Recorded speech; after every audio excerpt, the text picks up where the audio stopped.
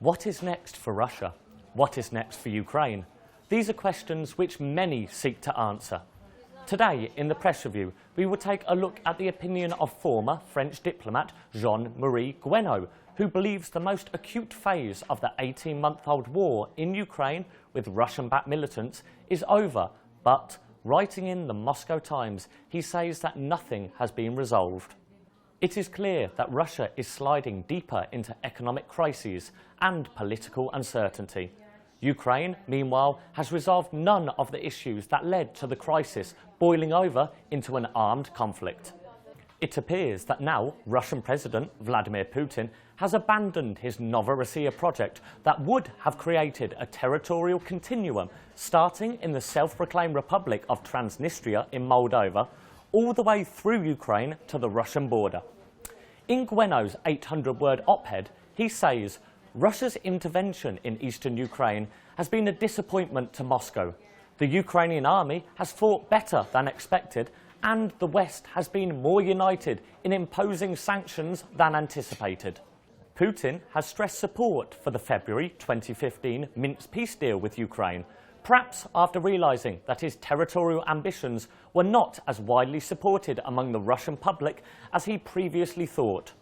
Guehenno writes, the people of Donetsk and Lugansk may dislike the authorities in Kiev, but the majority does not embrace Russia, and sustaining eastern Ukraine is as costly a proposition for Russia as it would be for anyone else. Yet the war, which has taken the lives of well over 8,000 people, started for a reason. Well, actually, for a number of reasons, which all remain relevant today. Corruption in Ukraine was certainly a factor, and efforts to reform over the past 18 months may well have just been too half-hearted to reverse decades of mismanagement. Guehenno tells us Ukraine's dysfunctional state makes it an easy target for meddling and manipulation. Kiev fears that Russia will not abandon its pressure, but will simply shift from the military to the political, funding and promoting traditionally pro-Russian politicians, keen to capitalise on public dismay at rising prices and disillusion with their leaders. While Putin still holds considerable support at home, it may not be long for this disillusion with one's leaders, which Guehenno speaks of, to spread to Russia. In Russia, the crisis is no less severe. It started before the war in Ukraine and before the collapse of oil prices and the ruble.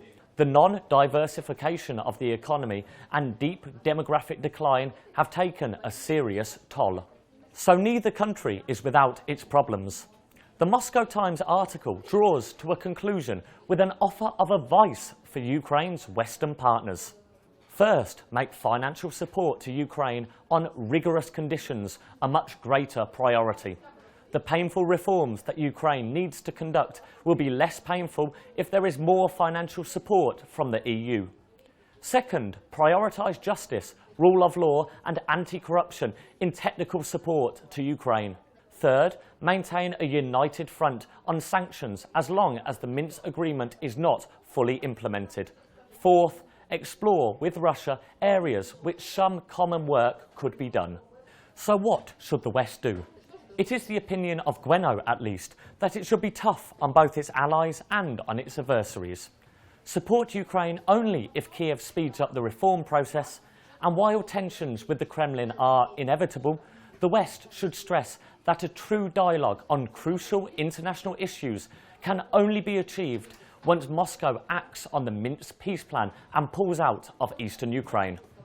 That is all we have time for today. Join us again tomorrow for another press review. In Kiev, this has been Sam Kearley for Ukraine Today.